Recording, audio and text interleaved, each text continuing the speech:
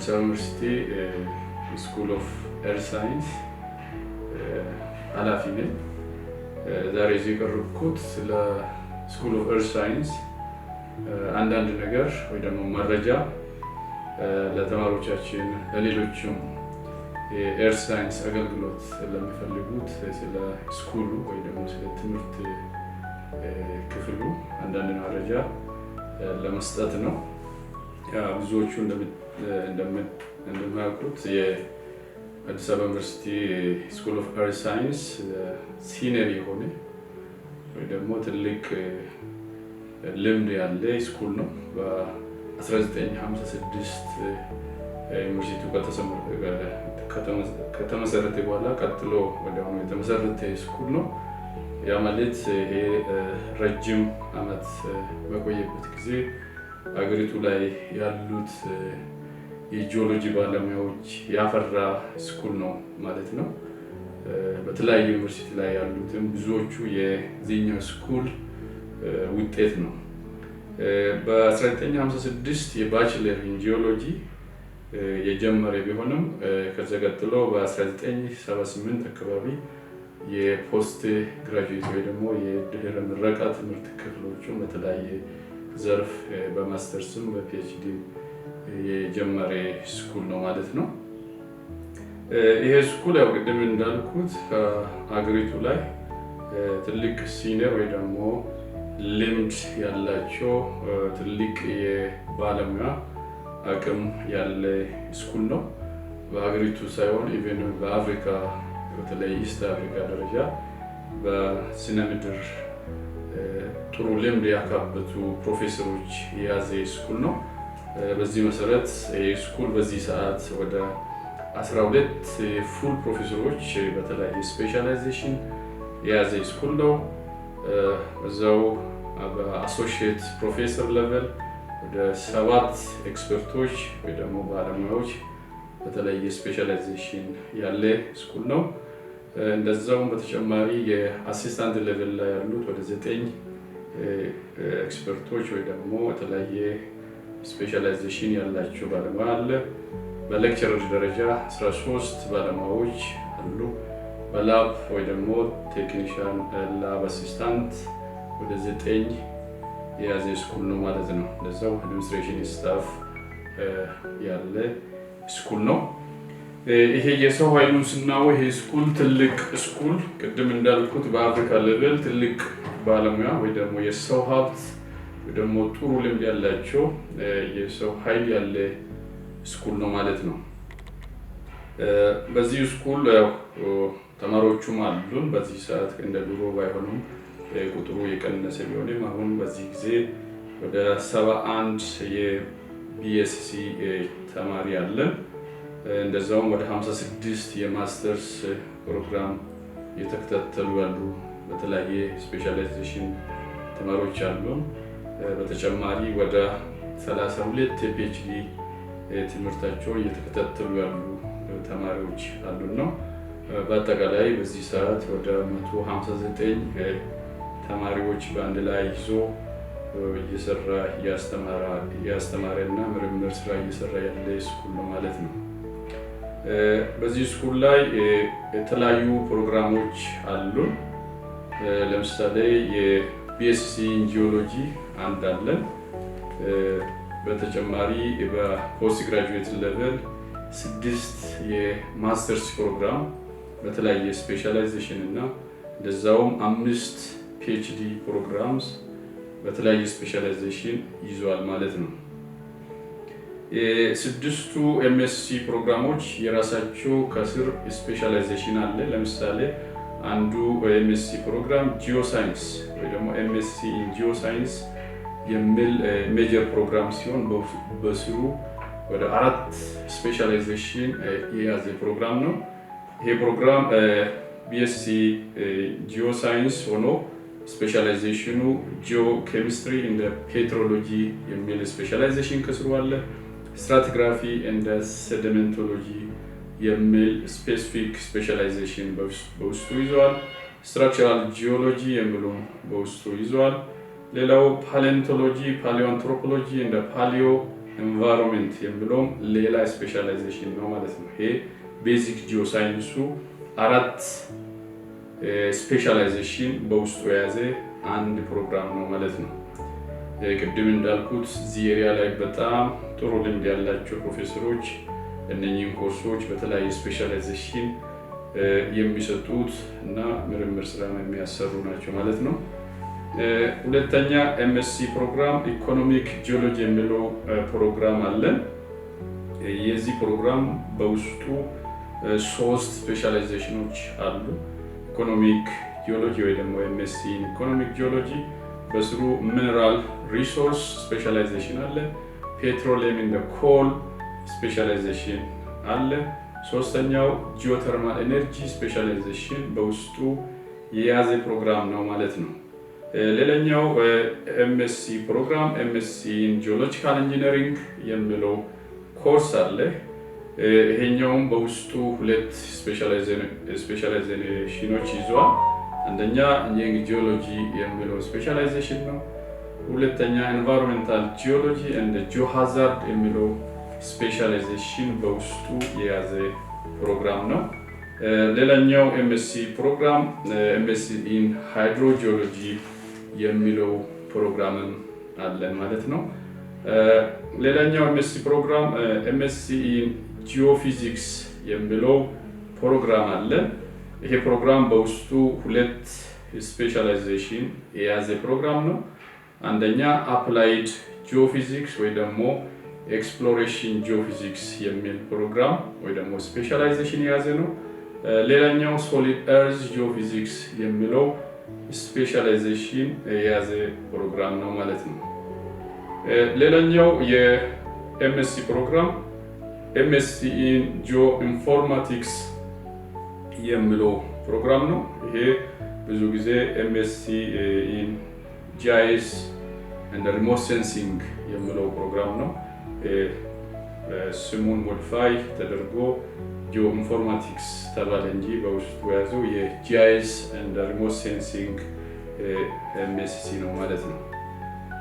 በዚሁ ጋር ታይዞ ወደ ፒኤችዲ ዲቴል ማቅረብ ካስፈለገ ፒኤችዲ ቅድም እንዳልኩት 4 ፒኤችዲ ፕሮግራሞች ወይ 5 ፒኤችዲ ፕሮግራሞች አለን። ከነዚህ ውስጥ ፒኤችዲ ኢን ጂኦፊዚክስ የሚለው አንዱ ነው። በዚህ ውስጥ የተለያዩ ስፔሻላይዜሽን አለ። ለምሳሌ አፕላይድ ጂኦፊዚክስ ወይ ደግሞ ኤክስፕሎሬሽን ጂኦፊዚክስ አንዱ ስፔሻላይዜሽን ነው።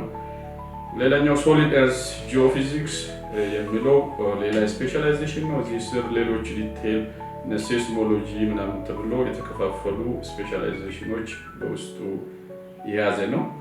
ሌላው ፒኤችዲ ፕሮግራም ሃይድሮጂኦሎጂ ፒኤችዲ ፕሮግራም አለን። ኢኮኖሚክ ጂኦሎጂ ፒኤችዲ ፕሮግራም አለን። ስትራክቸራል ጂኦሎጂ ፒኤችዲ ፕሮግራም አለን። ፔትሮሎጂ እንደ ጂኦኬሚስትሪ የሚለው ፒኤችዲ ፕሮግራም አለን ማለት ነው። እነኚህ በአጠቃላይ 10 ምናምን የሚሆኑ ስፔሻላይዜሽን ያላቸው ፒኤችዲ እና ኤምኤስሲ ፕሮግራሞች አሉን ማለት ነው። ከዚህ ጋር ታይዞ እነኚህ ቅድም እንዳቀረብኩት ለዚህ የተለያዩ ስፔሻላይዜሽኖች ብቁ የሆኑ የሰው ኃይል በየስትሪሙ እና በየፕሮግራሙ ብቁ የሆኑ ባለሙያዎች እንዳሉን መጀመሪያ ላይ ለመግለጽ ሞክሬያለሁ። በተጨማሪ የቲቺንግ ፋሲሊቲም እንደዛው የተሻሉ ፋሲሊቲዎች አሉን። ለምሳሌ እያንዳንዱ ስፔሻላይዜሽን የየራሳቸው ላቦራቶሪ አላቸው ማለት ነው። ለምሳሌ ጂኦሳይንስ ጋር ስንመጣ ፔትሮሎጂ እንደ ክሪስታሎግራፊ ላብ የሚባል አለ። ስትራቲግራፊ እንደ ሴዲሜንቶሎጂ ላቦራቶሪ አለ። ፓሌንቶሎጂ ላቦራቶሪ ክፍል አለ። የኦር ፖሊሽድ ኢንሴክሽን ላቦራቶሪ አሉን። እንደዚያው ስትራክቸራል ጂኦሎጂ የሚሰራበት ክፍሎች አሉን። ሌሎቹም በዚህ የተሟላ የኢንሴክሽን ወይ ደግሞ ፔትሮግራፊ የምናይበት ሌቴስት የሆኑ ማይክሮስኮፖቹ አሉ ማለት ነው።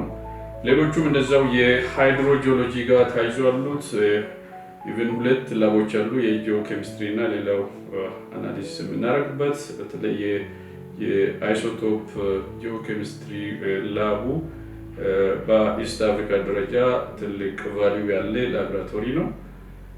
ሌሎቹም እንደዛው የጂኦፊዚክስ ኢንስትሩሜንቶች በተለይ የፊልድ ስራ ጂኦፊዚክስ ብዙ ፊልድ ላይ የሚሰሩ ኢንስትሩሜንቶች ናቸው። ሙሉ ኢንስትሩሜንት የሬዚስቲቪቲ ኢንስትሩሜንት አለ፣ የሴስሚክ ሪፍራክሽን ኢንስትሩሜንት አለ፣ የግራቪቲ አለ። ሁሉም የተሟላ የኢንስትሩሜንቶች አሉ ማለት ነው። ኢንጂነሪንግ ጂኦሎጂው እንደዛው ራሱን የቻለ ላቦራቶሪ አለ። ሙሉ የሶይል እና የሮክ ላቦራቶሪ የሚሰራበት ክፍል ነው ማለት ነው። ጂአይኤስ እንደ ጂኦኢንፎርማቲክስ ወይ ደግሞ ሪሞት ሴንሲንግ እንደ ጂአይኤስ እንደዛው የራሱ በቂ ኮምፒውተር እና ሶፍትዌር ጋር የተደራጀ ላቦራቶሪ አለ። ስለዚህ ሌሎቹም በተለይ የባችለር ጋር ታይዞ ያለው ጂኦሎጂ ፕራክቲካል ነው፣ የፊልድ ስራ ይፈልጋል እና ለዚህ የሚሆን የተሟላ የቲቺንግ ፋሲሊቲ አለን ማለት ነው። ለዚህ የሚያገለግል በፊት እንደውም ባስ እና ሌሎች ሁለት መኪኖች ነበሩ። አሁን ለጊዜው ባሱ ትንሽ ችግር ቢከሰትም ሌሎቹ ለማስተርስ ሆነ ለባችለር ለፊልድ አገልግሎት ለመምህራንም ለፊልድ አገልግሎት የሚውሉት ሁለት መኪናዎች በስኩሉ ስር ያሉ መኪኖች አሉ። የፊልድ ስራው ላይ የሚያስፈልጉ ሙሉ የፊልድ ኢንስትሩሜንቶች ጂፒኤስ፣ የሮክ ሳምፕል መያዣ ባጎች፣ እንደዛውም ጂኦሎጂካል ሃመርስ፣ ሌንሶች ሁሉም የተሟሉ ነው። ፊልድ ላይ ለመቆየት የሚያገለግሉ በቂ የሆኑ የፍራሽ የስሊፒንግ ባግ እንደዛውም የፊልድ ድንኳኖች የተሟሉ የፊልድ ማቴሪያሎች አሉን ማለት ነው። ስለዚህ ቶታሊ ተጨማሪ ዘመናዊ የሆኑ የማስተማሪያ ላቦራቶሪ እና ፊልድ እቃዎች የሚያስፈልጉ ቢሆኑም አሁን በአገሪቱ ላይ ባለን ከሌሎች ዩኒቨርሲቲ አንጻር የተሻሉ የቲቺንግ ፋሲሊቲዎች አሉን ማለት ነው።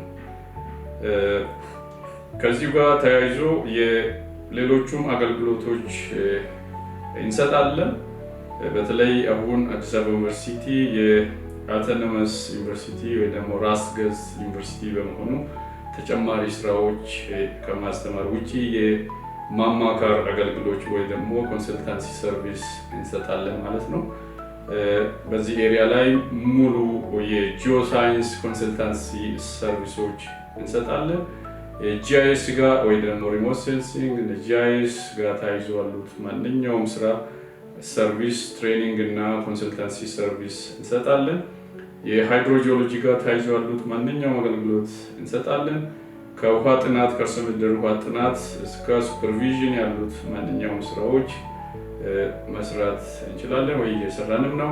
ከኢንጂነሪንግ ጂኦሎጂ ጋር ታይዞ ያሉ ከኢንፍራስትራክቸሮች ከመንገድ ከግድብ እና ከሌሎቹም ጋር ታይዞ ያሉ ስለ ጂኦሎጂካል ኢንጂነሪንግ ጥናቶች ሙሉ ኮንሰልታንሲ ሰርቪስ እንሰጣለን ማለት ነው። ሌሎቹም ጂኦሳይንስ ላይ ያሉት ስራዎች ማፒንግ በጥሩ ሁኔታ በጥሩ ባለሙያ የማፒንግ ስራዎች እንሰራለን ማለት ነው። ሌሎቹ ማንኛውም ጂኦሳይንስ ጋር ታይዞ ያሉት የጂኦፊዚክስ ስራዎች በየቦታው ለመንገድ ለውሃ ለሌላ ለኤክስፕሎሬሽን ስራዎች እንሰራለን ማለት ነው።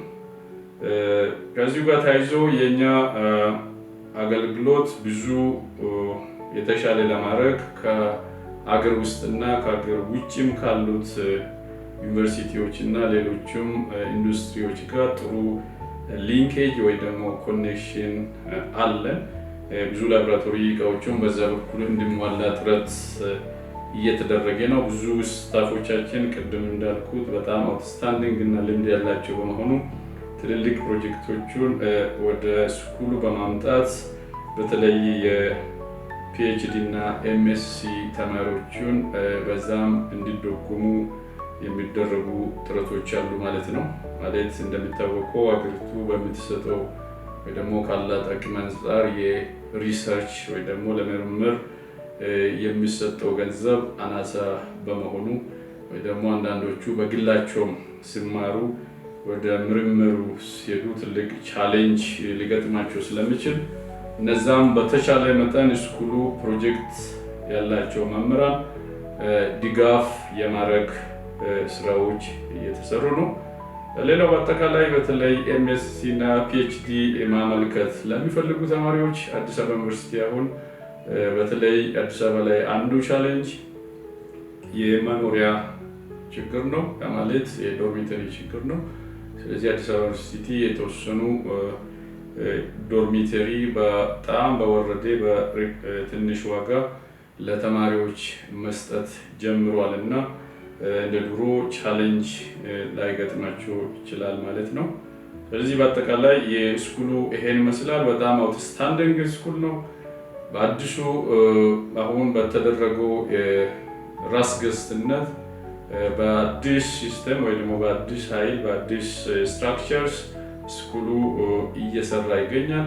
ስለዚህ መማር የምትፈልጉ ቢኤስሲ መማር የምትፈልጉ ማስተርስ ፕሮግራም በማንኛውም ጂኦሳይንስ ጋር የሚያያዘው ፒኤችዲ መማር የሚፈልጉት በሙሉ አዲስ አበባ ዩኒቨርሲቲ ስኩል ኦፍ እርዝ ሳይንስ መርጣችሁ ከመጣችሁ በጥሩ ስኪል እና ብቃት የሚያበቁ መምህራን እና ፋሲሊቲ ስላለን አዲስ አበባ ዩኒቨርሲቲ ስኩል ኦፍ እርዝ ሳይንስ ጆይን እንድታደርጉ እጋብዛችኋለሁ። በተጨማሪም የጂኦ ሳይንስ ጥናቶች የሚፈልጉ የማማከር አገልግሎት የሚፈልጉ ማንኛውም ድርጅት የመንግስት ሆነ የፕራይቬት አዲስ አበባ ዩኒቨርሲቲ ስኩል ኦፍ እርዝ ሳይንስ ኮንታክት ማድረግ ይችላል ወይ ደግሞ አገልግሎቱን መጠቀም ይችላል። እንደ ምሳሌነት አሁን አዲስ አበባ ዩኒቨርሲቲ ትልቅ ፕሮጀክት ከማዕድን ሚኒስቴር ጋር የኤክስፕሎሬሽን የማፒንግ ሌሎቹንም ከጂኦ ሳይንስ ጋር የሚያያዙት ስራዎች በጥሩ ሁኔታ እየሰራ ይገኛል። ሌሎቹም አዲስ አበባ ዩኒቨርሲቲ የስኩል ኦፍ እርዝ ሳይንስ የጂኦ ሳይንስ ሰርቪስ ከፈለጉ ኮንታክት ማድረግ ይችላሉ።